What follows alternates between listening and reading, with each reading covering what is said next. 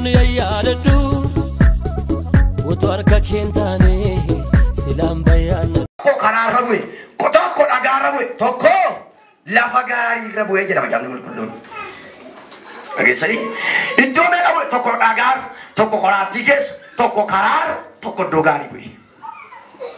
Namtichi garuu dhimmoo isaa facaasa jedhe can jedhee facaasa ture.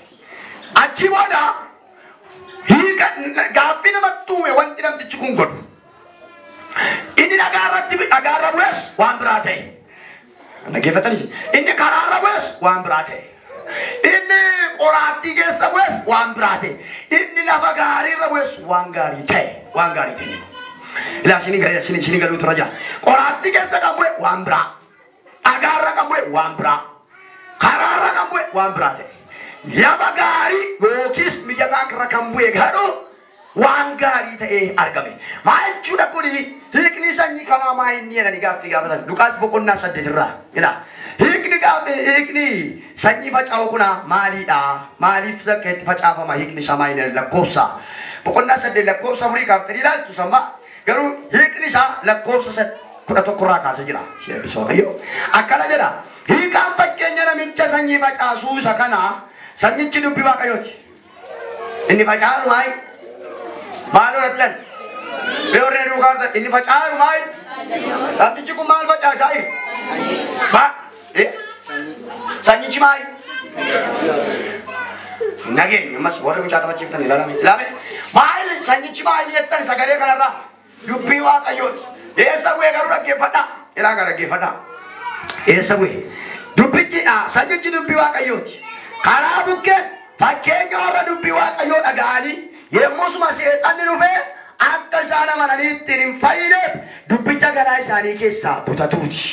Maaloon karaa bukkee fakkeenya warra akkamii warra dubbichuma dhaga'anii akka isaan ittiin hin fayyineef seexanni immoo yeroo suma dhufee waan isaanii keessaa butatee jedhe afaan isaanii keessaa jedha waan isaanii keessaa kutaa man dubbise laphee isaanii garaa isaanii keessaa butatee jedha.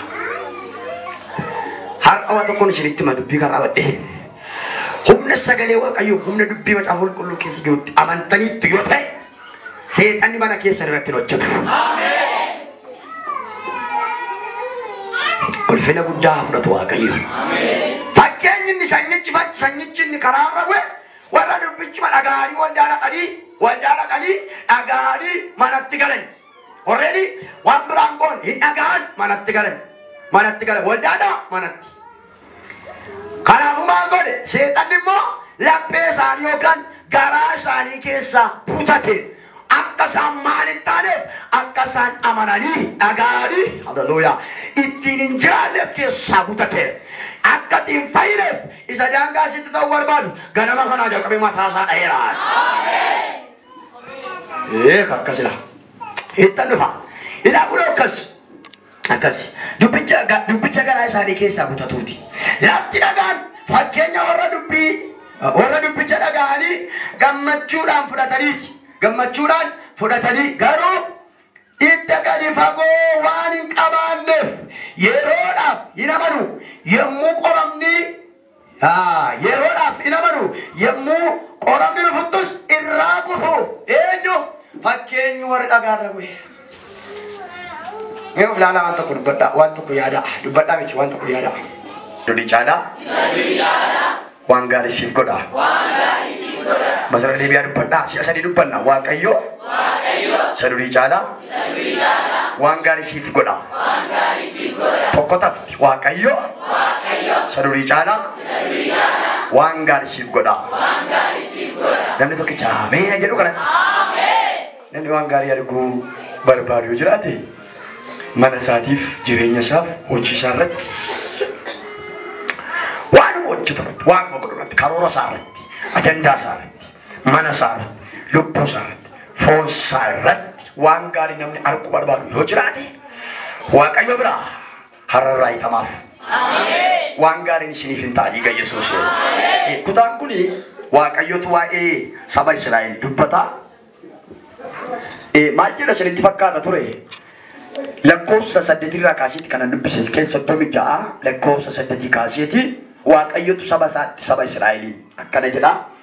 in qotamtuudha.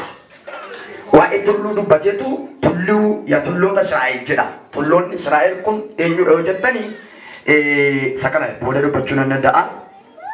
Waaqayyo saba isaatiin kutaa kana keessatti saba booji'amee waggaa hedduudhaaf waggaa 70 isaa ol biyya Baabiloonii qonnaan bultoonni yeroo lafa isaanii qulleessa maaliif qulleessu yoo jettanii maaliif qulleessu fakkeenyaaf ilmaan gabareedha hundumti keessanii warra sitti dhalattan hin beeku malee warri iddoo biraatti dhalatan beeku walii hundumtuu ilmaan gabareetti fakkaata yeroo akkas akka itti ol ilaallu akkasuma fakkaanna miti mitiin jedhu kanaaf iyyuu qollama isaa erga qolleesse erga saawxoo irraa kaas qoraattii irraa funaane haafarra jiru erga walitti qabee gubee balleesse booda lafa isaa qota.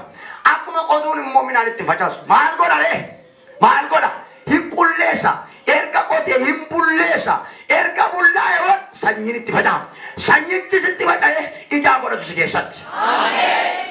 Nagaan namni sanyiin kun sitti faca'ee qoraattii keessa bu'atuu hin ta'in agaarra bu'atuu hin ta'in si keessa laphee kee keessa bu'e ija dhibbaa godhatu.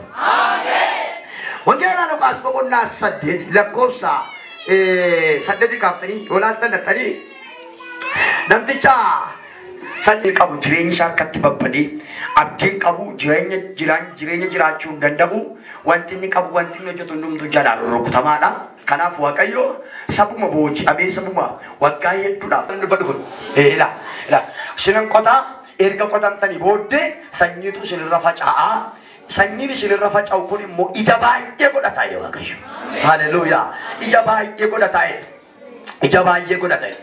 Baay'ee kan sitti dhibu keessaa dubbii kana lakkoofsa 8 gara dhumaa isaa yookiin lakkoofsa 8 gara dhumaa isaa ulaaltan Waaqayyo akka jedhe lakkoofsa 8 lakkoofsa 9 tooroo jalqabaarraa isaa ulaaltan ani Waaqayyo gooftaan maccaa fuula koo gara keessanitti deebiseera faara tolaadhaan isin ilaala jedhe Waaqayyo.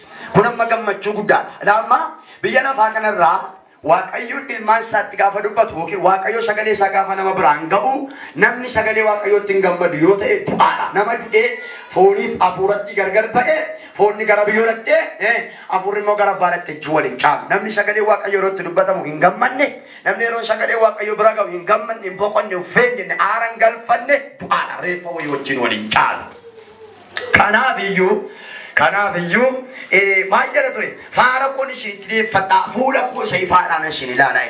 Saba kanaan Waaqayyo waggaa hedduudhaaf si dhiiseen ture seeroon ittiin jedhu hin jiraata ture. Macaafa qulqulluu keenya raajii Isaayyaas boqonnaa 54 lakkoofsa 7-8 dhattanii olaantan sin dhiiseen ture sin gateen ture sababan sin dhiiseef immoo hin qabaa. Ani cal jedheen ture cal jedhee isin ilaalaan ture sababan cal jedhee isin ilaalaaf tureef immoo nan qabaa. Cal jedhee isin ilaaluun koo yeroo muraasaaf yookiin yeroo dheeraadhaaf isa ta'u cal jedhee isin ilaaluun koo gatee isin dhiisuudhaaf miti isin irraanfachuudhaaf miti hormatti dabarsee isin kenneema cal jedheenuma afaan qabadheenuma taa'eedhuma isin ilaaluudhaaf miti waanan godhu waanan beekuuf galgala keessan bareechuu waanan barbaadeef xumura keessa deebisuu waanan barbaadeef hamma dukkanni isinirra dheerate dukkana isinirraa fuudhee ifa guddaa keessa isin jiraachisuudhaaf ifa guddaa keessa isin kaa'uudhaaf cal jedheen ture amma garuu calin jedhu kanaa booddee faara koon gara keessa isin deebisaa fuula tolaadhaan fuula ifaadhaan si ilaala simbirmadha.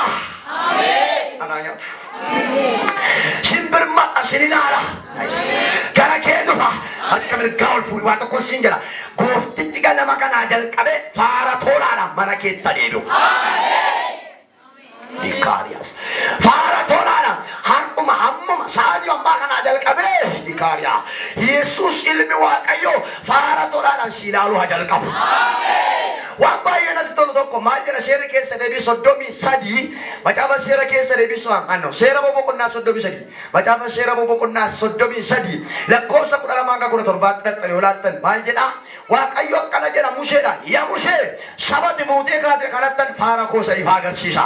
Faaraan itti tola diyaara boora faaraan itti tola sichiris nan ta'a saba kana wajjinis nan ta'a sabati muutee kaate adeemte adeemsisaa jirtu kana jedhe Waaqayyo dinqii gurguddaadhaan wajjiniin nan ta'a harka bariyoon keessaa erga baafate lafoonaa irratti isaanii dhiisu waanan isaan abdachiisa isaanii nan raawwadha. Harka kee ol kaaftee ergaa kana fudhadha isa si abdachiifame hin nyaatta. Ila kakak orang yang jalan kuni orang yang jadi malif ilabe Waaqayyo guddaadha inni shabdachiifame ganama kanaa jalqabee humna dhiiga Yesuus Kiristoosin sinan qabiinsiif raawwata. Haleluuyaa. Kanaaf iyyuu Waaqayyo faana tolaan akkee Museen yaa Waaqayyo nu wajjin jirta eeyyee saba kee wajjin jirta eeyyee nu wajjin jirta eeyyee sabni warri kun ormoo saba warra kaanirraa adda ta'anii beekamu eeyyee eenyu eeyyeedha Waaqayyoodha waan ati gaafachaa jirtu sana ibsisiifa jedhu ganama kana. Kun ergaa dhagaalaama warra fudhataa jiraniif ergaadhumaan kun amma waanuma isatti dhiyeessaa jirtu waanuma isatti mataa dureetti isatti agarsiisaa jirtu waa'ee kee fuutee waa'ee waldaa waa'ee maatii fuutee waa'ee biyyaa waa'ee akkoo kee waa'ee kaakayyuu kee waa'ee suma kee waa'ee adaadaa kee waa'ee maaloo kee waa'ee sasana fuutee isatti agarsiisaa jirtu san ibsisiifa jedhu. Sagalee guddaadhaan jecha kana dhugaa dubbadha har'aa jalqabee jedha. Waaqayyoon an tolee jechisiifadha jedha. Imbiraattoonni as qabadhu meeqa ergaa kana sitti tolee siifa jedhu leenjichi. Haleluuyaa. Jireenyi dhala namaa kan inni burjaajaa deemuufi namaaf Waaqayyootu faallaa jiraata.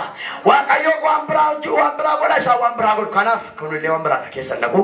Tolee jecha maal jedha faaraan sitti tola yaa saba koo jedhe Waaqayyo.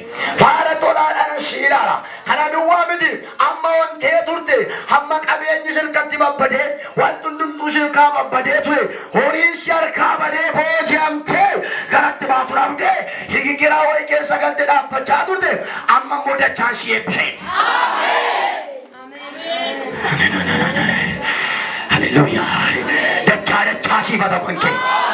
Ganama kana eebbi lafarraas eebbi waaqarraas eebbi mana kee nagaan dhala kee nagaan sammuu kee nan dubbadha akka nama Waaqayyoo tokkootti dachaa siifata. Haleluuyaa. Sin qotadha sin bulleeffadha erga qotee si bulleessee booddeen sanyiin sitti facaasa. Sanyiin sitti faca'u kun garuu ija godhata. Ija godhata.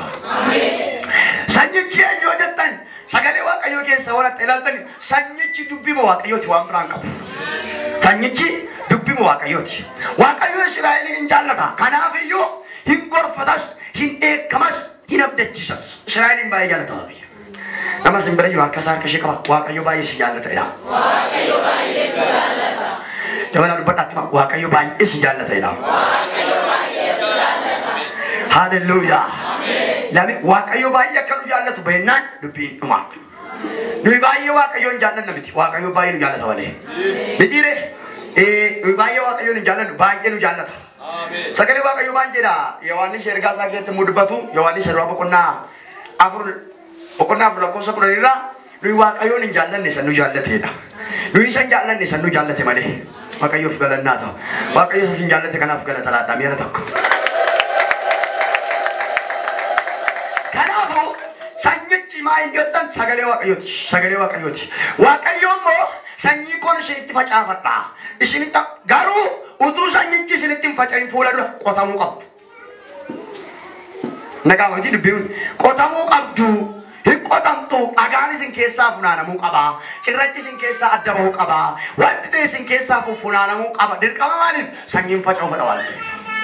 Sanyichi waan faca'u akkana jedha sagalee Waaqayyo yoo malkita kutaa kana boqonnaa 36 lakkoofsa 24 gaaftee yoo ilaaltanii maal jedha ani jedha Waaqayyo garaa isa akka dhagaa si keessaa fuudheen garaa akka sakka foon isin keessa nan kaa'a. Garaa isa akka dhagaa isin keessaa nan fuudha. Lama erga keedee booda sabo kanatti dubbata Waaqayyo ammas lammaffaa maal jedha hin qullooftu waaqolii tolfamoo keessa ittiin isin qulleessaa. Waaqolii tolfamoo keessa ittiin isin qulleessaa jedhe Waaqayyo hafuura qoosa jiraataa immoo isin keessa kaa'ee Waaqayyo bishaan taliila isinitti naqee isinitti facaasee isin qulleessaa. Mirga ol kaasa maqaa Yesuus Kiristoosiin qullaa waan gaarii argi.